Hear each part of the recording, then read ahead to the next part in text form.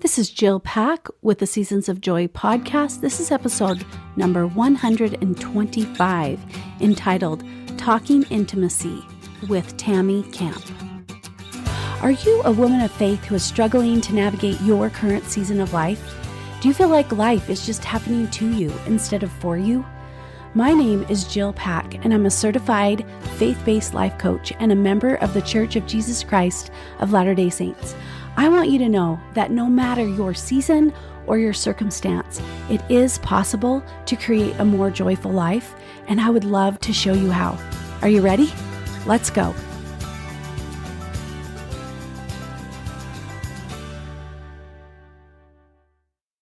Hello, my friends. Welcome to this week's episode of the Seasons of Joy podcast.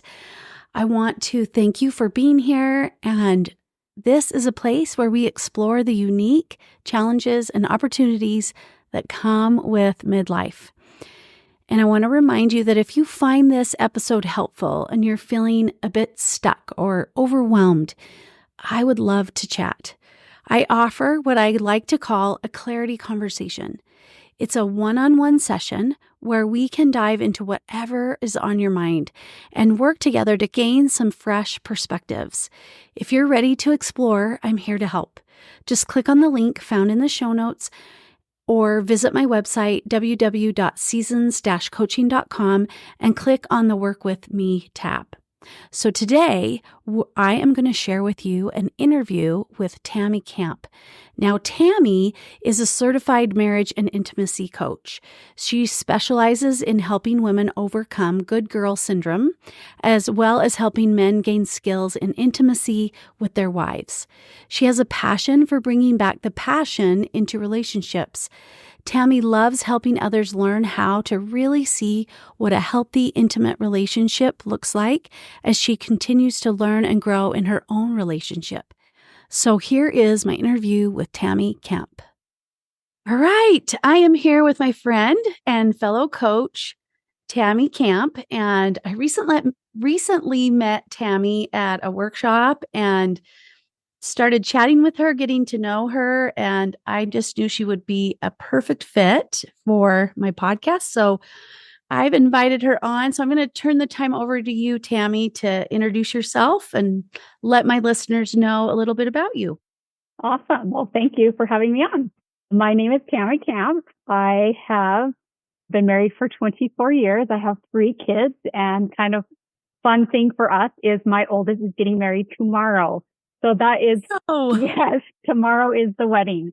So kind of a fun, thing that we have going on in our family right now. So, yep, she is our oldest, and we are so excited to welcome Ian into our family. So we live in Utah and just living the dream. Should I tell more about coaching? What do I do with that? Yeah. So you still have kids at home. Your oldest is married. Yes. So my oldest is getting married tomorrow, and then I have 2 in high school. So I have one that's a senior, and then my boy is the youngest, and he is a sophomore this year. Okay. So we're just getting to that end part of raising our children, and it's a crazy time. It's full and hard all at the same time. Yes. Yeah. They are learning how to adult, and I love that, but they have their own thoughts and opinions, and it can be a challenge for sure. Yes. Okay. Yep. So let's dive into how you found coaching and who you work with. I love hearing people's stories, coaches' stories about that. Yeah. So mine is actually quite the fascinating story. It is all, to me, divine design in the way that I found coaching. So Jake and I were best friends. Like, we really, truly loved each other, and things were going really well for us. And I thought things were absolutely perfect. Like, that is kind of something that I live in, is a perfectionism I did live in. And so to me, everything was going beautifully and wonderfully. And we really, really do have a great relationship. But funny enough, one of his boss came to him and kind of just asked him the question, if you could rate your sex life 1 to 10, what would you rate it? And that was kind of shocking to Jake, right? This is his boss. And yes, he very much trusted Jake, but just really wanted to know because he saw that we had a great relationship. And so he was curious about the intimate side of our relationship, how that was. But it stumped Jake. And he thought, how good is the intimate part of our relationship? And so he came home to me and he brought this up. Hey, he said this today and I just want to know your thoughts. Funny enough, I was actually quite offended right at first because I was like, what? Why does this matter? And anyway, it just started the conversation. It started us really kind of diving into a relationship in a way that we'd never had before. And I would say that I had blinders on, and maybe he did too, because we had just only been married to each other. We were married young. We did not know any difference as far as, is this not right? I won't say broken, but is this not correct? Are we not living the correct way? And so from that, we started to find information about relationships, and he went first, which I'm so grateful for because it helped me get out of my stuck mold. But he bought a course that had a men's and a women's course in it. And he went first and he said, I just want you to know it is totally up to you, but I bought the men's and the women's course. Well, he started changing things that I always had a hard time, but never had a voice to speak. He started making attempts to change. And that was pretty intriguing to me. I saw that he was changing. And so it made me want to change too. I was very intrigued in what is he watching? What is he learning? And so then I jumped into that women's course as well and started to see lots of things in myself. And it hurts, right? It made me really see that I had a lot to work on in my own relationship that I had blinders onto before. And so from that experience, actually, it was very eye-opening to me. And I realized that there were lots of things that necessarily weren't in my control. And I think that this is a lot of in relationships, is that there's some stories and there's some patterns and some things that I had just brought into that I had decided for myself in how I was raised. And not to the detriment of my parents or anything, but just because that's what I took away from the experiences that I had lived in. From that time, no coaching yet, we're getting there. From that time, we were actually invited to go to a retreat. And at that retreat, I met some coaches. And during that time at the retreat, I just sat there in awe and just this feeling of, I need to be doing this. I want to be doing this. I need to share this with others. This is so life-changing to me. I want others to experience what I'm experiencing in my relationship because this is right.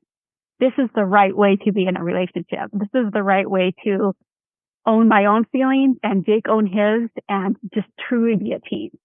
So from that, I met with a coach and I said to him, I just want you to know, I want to be in this space. And I would love to be a part of your group. I'm hoping one day to be part of your group. And a month later, I was on a call with him. His name is Dan Purcell. Get Your Marriage On, if you've ever heard of him. And we were setting up training for me to be certified as a marriage and intimacy coach. And it just it filled my soul. It is I tell people all the time, from that moment forward, it was I finally found what I want to do when I grow up. It's just been just filling my heart. And I just feel so much passion with coaching because I see the beauty of it. I see how it helps us get unstuck in stories and patterns, things that we can never see ourselves because it's all we know.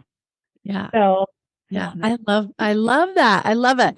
I think that I find every time I interview a coach or talk to coaches, and coaches are an interesting breed. We love to talk coaching all the time, but I find that most often coaches work with people because they were once those people, right? We've gone through experiences or different things that we gain this awareness and we start creating change in our life and we see how powerful it can be. So we often want to, like you said, I just wanted to share this with other people so badly. So I think that that's the cool part of coaching is not that we all have it all figured out.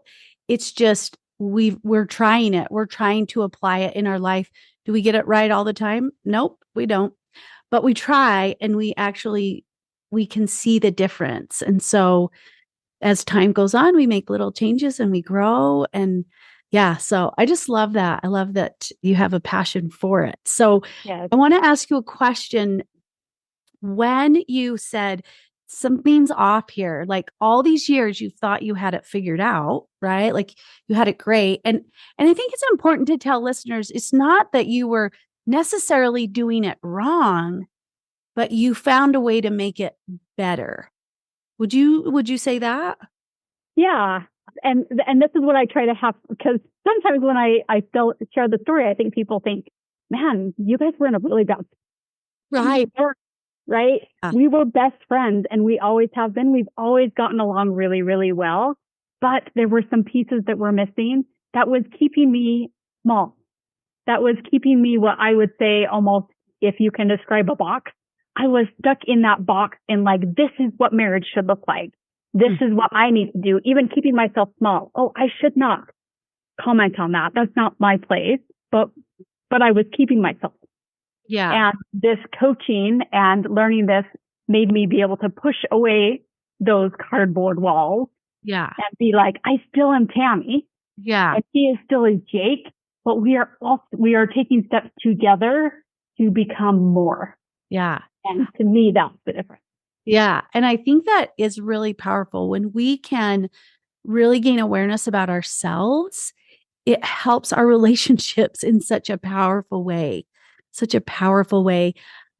What would you say for you? And then I would love to hear, like, as you work with people, what you see their biggest struggle is. But what would you say was and if you're open to sharing, like, when you say a box, like, what was that thing that you're like, oh, this is a new idea, or oh, you know what I mean? Like, Yes.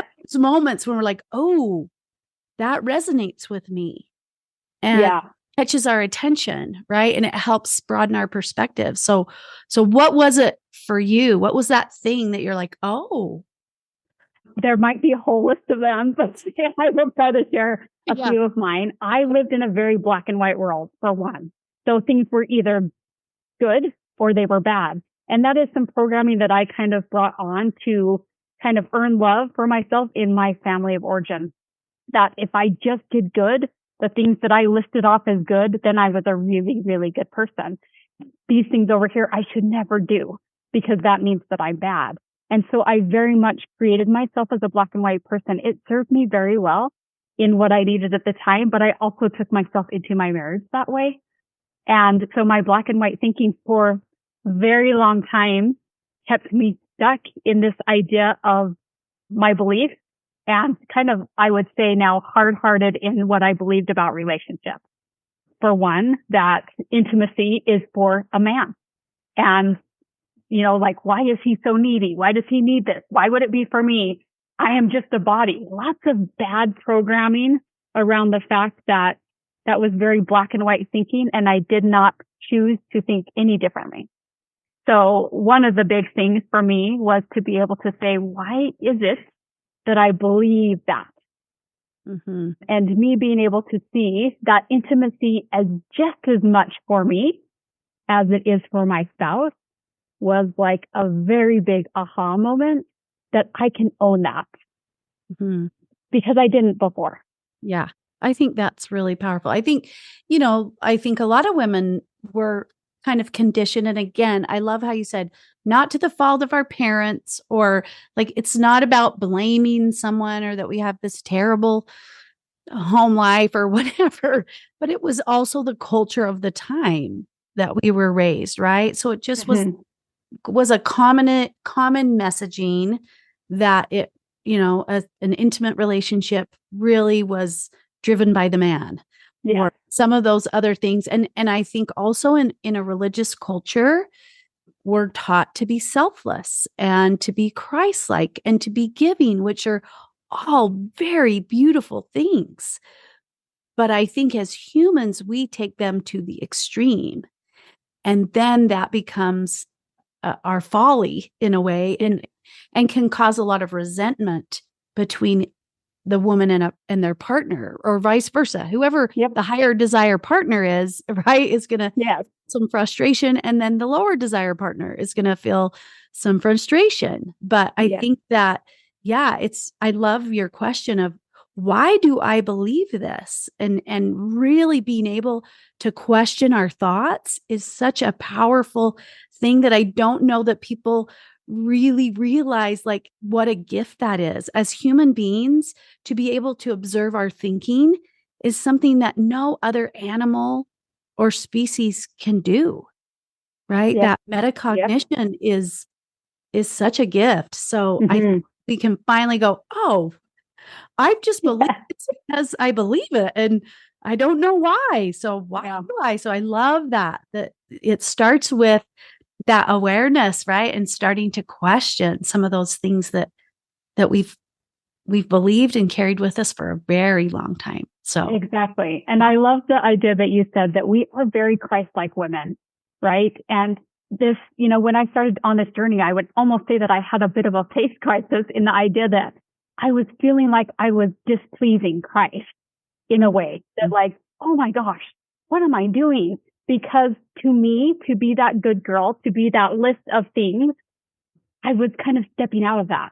And so it felt really uncomfortable at first, but I had to just keep checking in yeah, with prayer, with thought, with just contemplation of, am I safe? yeah. Am I okay? Am I doing anything wrong? But my body was panicking for a moment, Mm-hmm. Because but it was it something was, different. Yeah, it was a different yes, pattern of way being. Yeah. yes.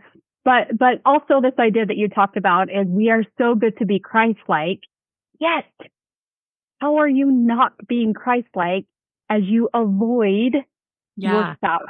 And that's where I was so wrong in my black and white thinking and so wrong in my idea that like, here are the things that I need to do to be Christ-like, yet I am avoiding my husband, Yeah. right? He is saying, why is the church calling more important than me? Or that's how he felt.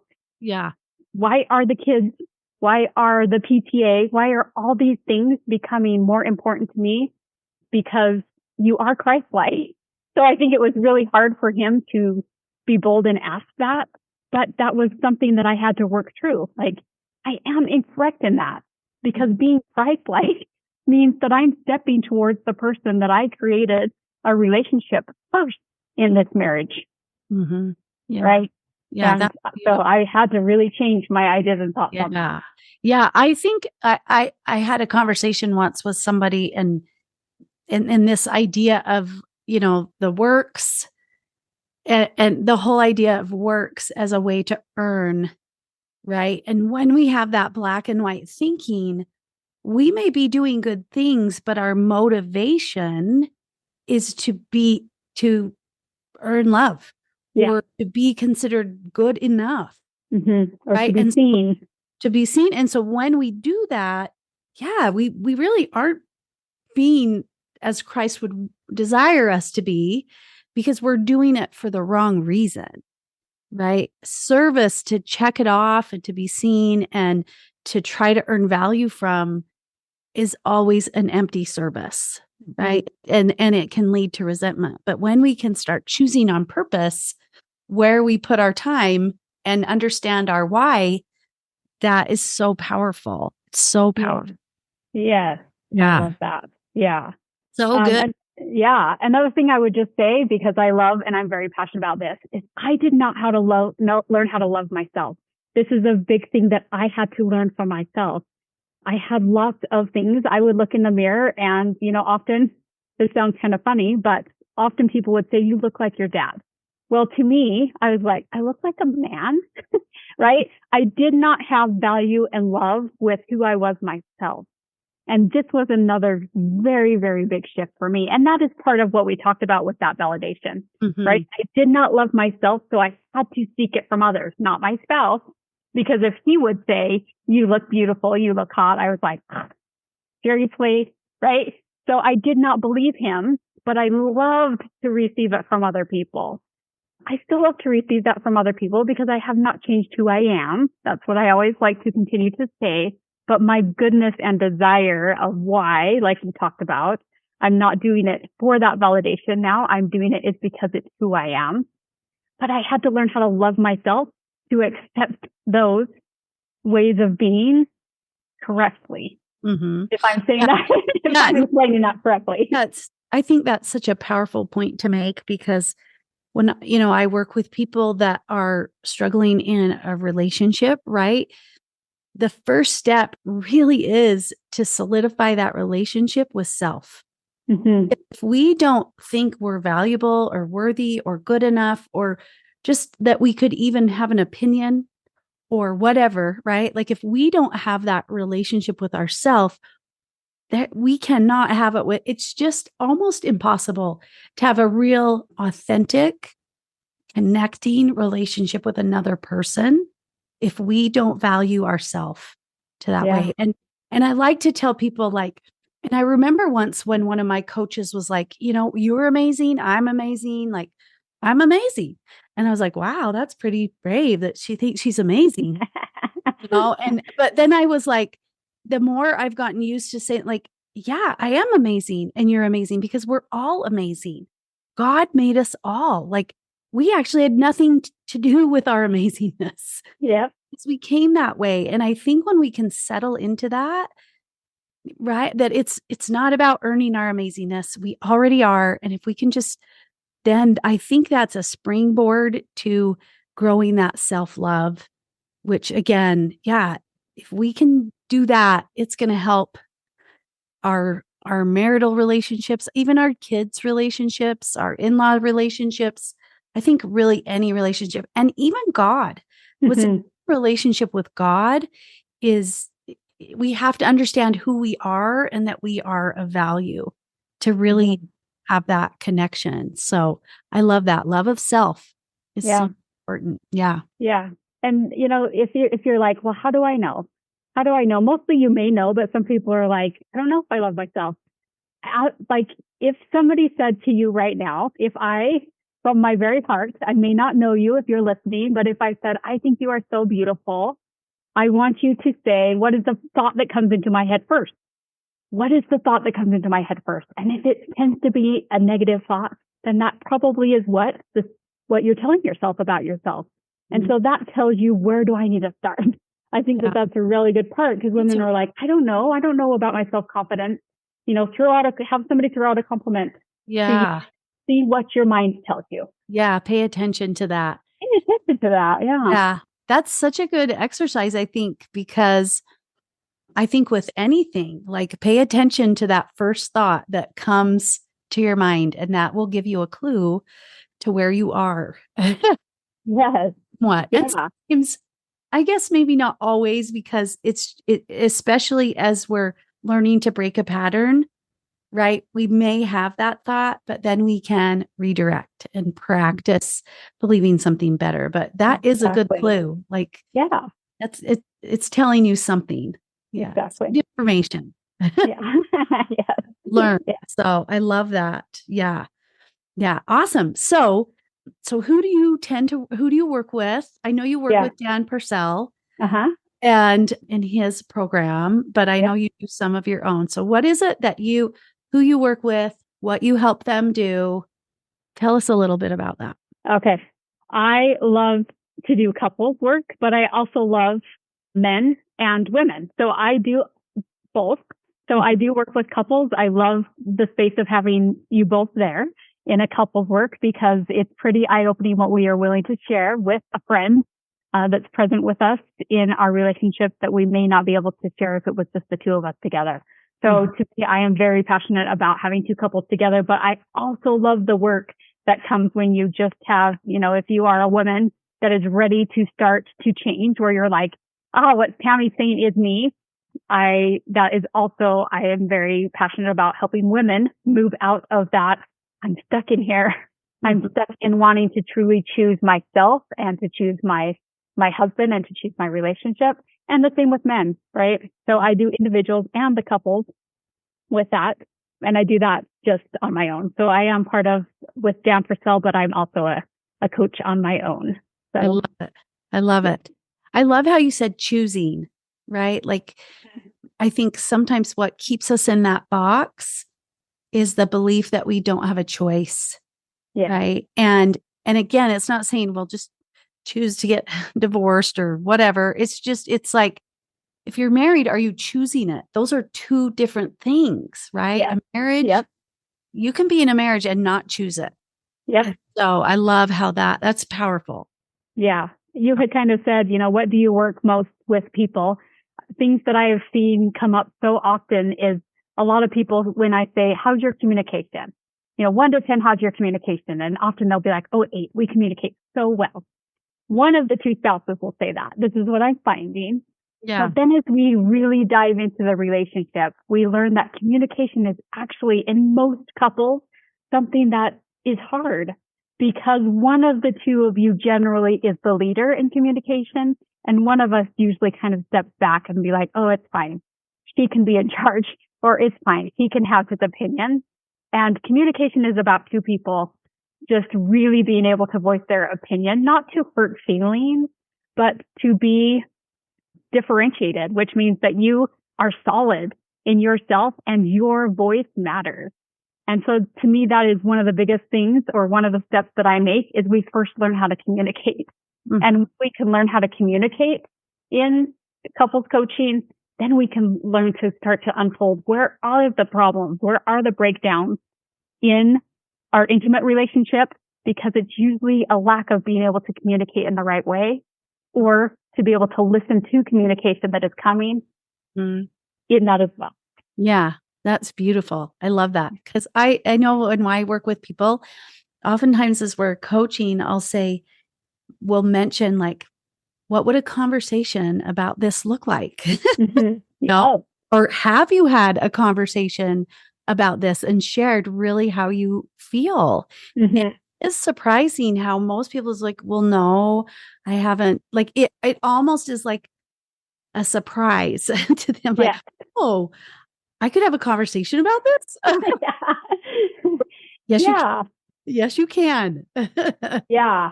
And it's often because we think, for a couple things that I have seen, and even in my own relationship, I assume that they already know. Yes. Like, they definitely can read my mind. They can see that I definitely am angry or mad or whatever. And so why should I tell them? Because they definitely know. They do not definitely know. Or I would also add too, they definitely don't know, or this belief that they should know. Exactly. Yeah. Why should I tell them? They should know. Yes. They should be well enough. They should love me enough. They should, right? Yep. And we enter that world, we're going to be all day long. Exactly. It's exhausting, right? Yeah. Because the fact of the matter is they don't know, and they shouldn't know, because they once we get that off the table, right? That really is a barrier. There we go. Yeah.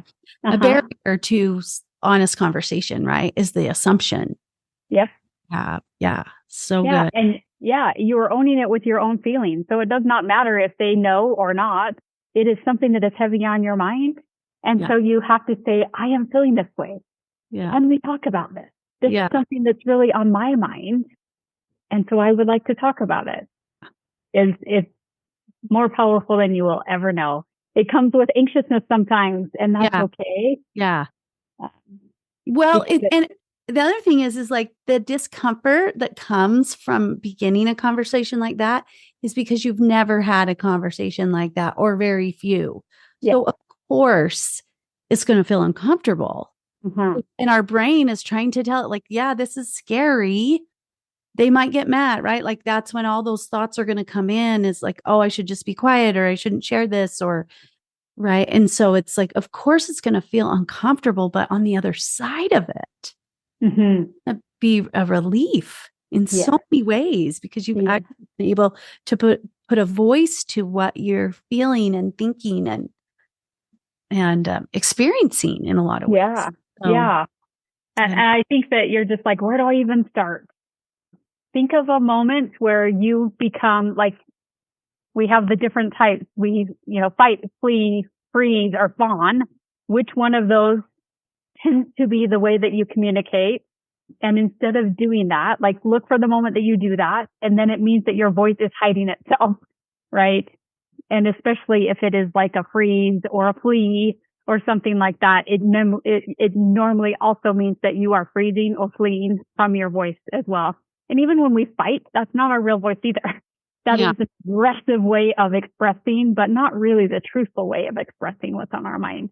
So Mm. watch for those moments, and that tells you, I'm going to take a breath, and then I'm going to look at how I can present this in a conversation that is open communication of truly expressing my feelings in a way that is going to expand us and that I will feel like my voice is heard, not squished or frozen or Yeah.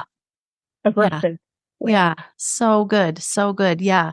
I think that's another thing is, those emotions that come up for us, those or those sensations, right? The fight, flight, or freeze, they're telling us something. It's information and we don't have to be afraid of it.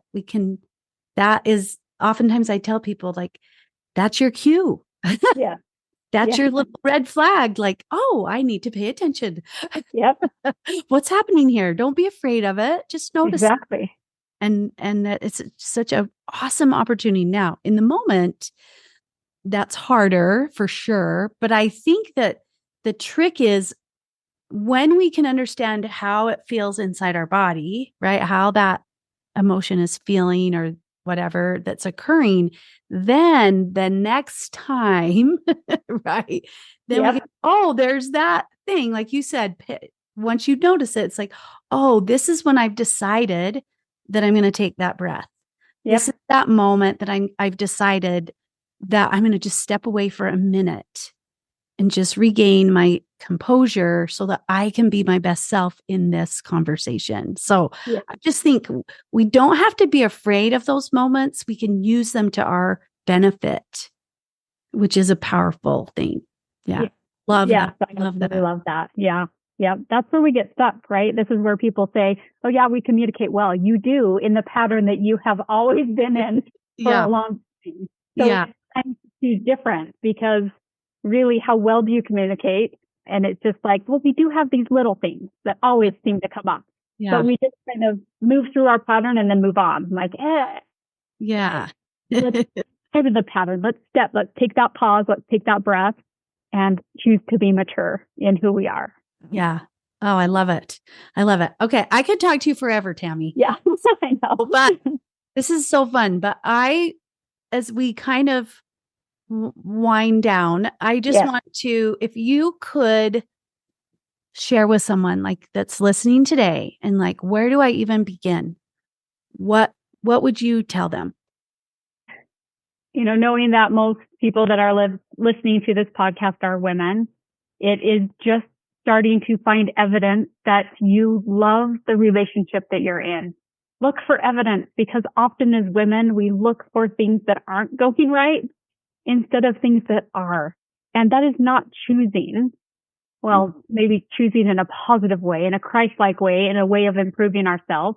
If you're not safe, I will say that is different. So if you are in a relationship that is unsafe, different than what I'm expressing. But if you are in a relationship that is safe, that's the first question, I am safe, then it is looking for evidence that I love this spouse instead of looking for evidence that something is going wrong. That is the first step to choosing your relationship. It is the first step to observing and looking and seeing, okay, I see that. Now what is my part to change in this? Because it's not just work on his. And I think that for a long time, I was just like, if he would just do this right, if he would just do that right, if he would just do that right. And the biggest work and the thing that I would tell women first is what work do you need to do? Mm-hmm. Stop looking at your spouse for evidence that things are wrong. Start looking for evidence that things are right and what you need to do to change. Mm-hmm. Yeah. I love that. Yeah. And what you notice, you will, well, what you look for, you'll find, right? Yeah. So that's a powerful exercise. Yeah.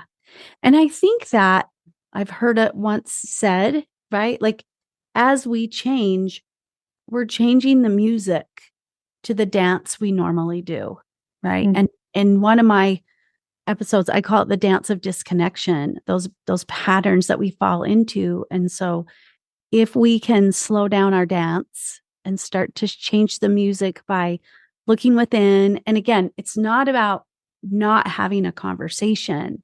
It's totally about having a conversation, but how you're having that conversation and when you're having that conversation, right? Yep. And so I think, but what a powerful tool to just start noticing if this is a relationship you want to choose and you want to keep choosing it, how can you start choosing it? What can you notice? What are you choosing? And then, yeah, I love that. Then what's your part in it? How can you live into that you're choosing? So good. Yeah. So good. So how can people learn more about you and where can they find you and all that? So my website is tammycampcoaching.com, and then my Instagram is just the same. So Tammy Camp Coaching. So you will find me at both places. It has all my info on how to contact me, and my Instagram just has fun ways to be in a relationship and learn and grow in that. So okay. I love it. Tammy, thank you so much for joining me today. Thank you for having me. Thank you for tuning in to the Seasons of Joy podcast. I hope you enjoyed today's episode. And if you liked what you heard, don't forget to subscribe, leave a review, and share with your friends and family. If you want to learn more about me or how to work with me, just visit my website, www.seasons-coaching.com, and have a joyful week.